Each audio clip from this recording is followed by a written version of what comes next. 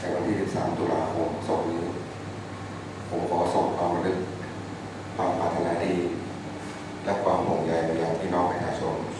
และเพื่อนข้าราชการตำรวจทุกท่านด้วยความจริงใจการปฏิบัติภารกิจของข้าราชการตำรวจในรอบปีที่ผ่านมาผมได้ทราบถึงความมุ่งมั่นตั้งใจทุ่มเท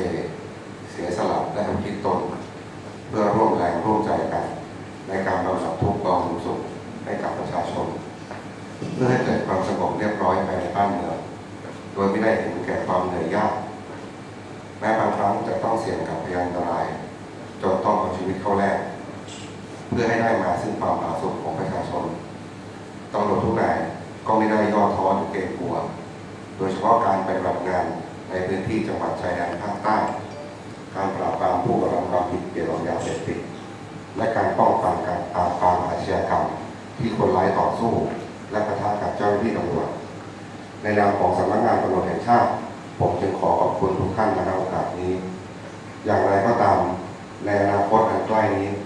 ประเทศชาติของเราจะเข้าสู่ประชาคมอาเซียน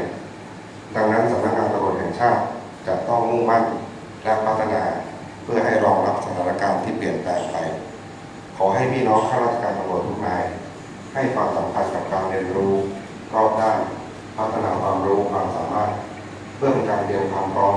รองรับการเข้าสู่ประชาคมอาเซียนต่อไปและสิ่งที่สำคัญที่ทำให้สำนักงานตำรวจแห่งชาติกู้สังคมด้วยดีตลอดมาคือการช่วยเหลือการสนับสนุนและการชี้แนะจากพี่น้องประชาชนทุกท่าน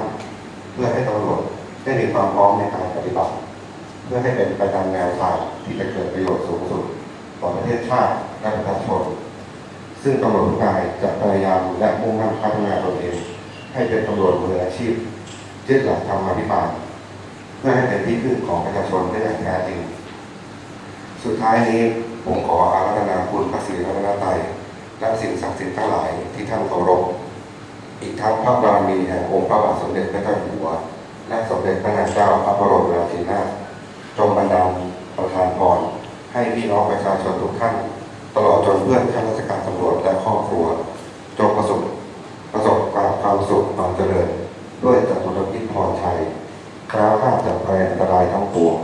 และสำเร็จผลในสิ่งอันพึงปรารถนาทุกประการโดยทั่วกัน